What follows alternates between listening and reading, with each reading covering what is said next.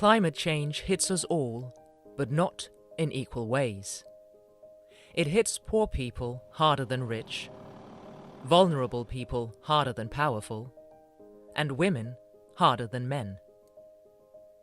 In East Africa, rising temperatures, extreme droughts and flooding are ruining crops, making life more difficult for many farmers and their families. The need for climate adaptation is urgent. When harvests fail and families' incomes disappear, early and forced marriages increase. In times of crisis, sexual and gender-based violence escalate as well. Because of extreme weather events, destroyed clinics, flooded roads, and lack of access to clean water prevent people from accessing basic health services. This leaves people without access to family planning and treatment for cervical cancer, and causes rises in maternal morbidity and mortality. To achieve the Sustainable Development Goals, the global community must address these challenges and interlinkages across sectors. When women and girls face unwanted pregnancies, health complications, and violence, they are held back from attending education and taking part in decision-making, including climate adaptation practices.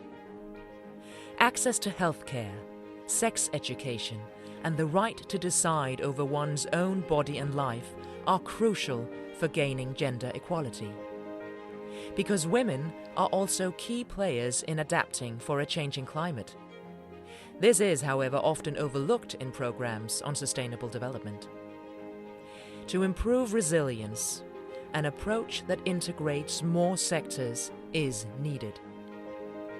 In Ethiopia, Kenya, and Uganda, the Danish Family Planning Association works across sectors to strengthen the unified ability for climate adaptation.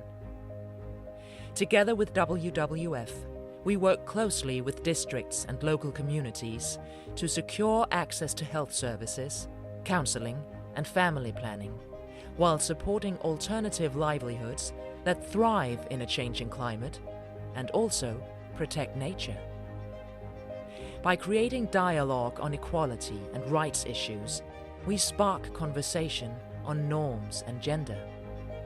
We create spaces for men and women to join forces, to access equal information on sex education and sustainable development, improving male engagement and supporting their ability to build resilience together.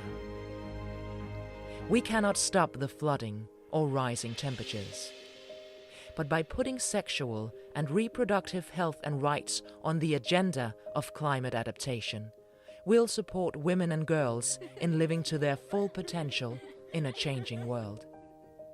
Because empowerment starts with the right to decide.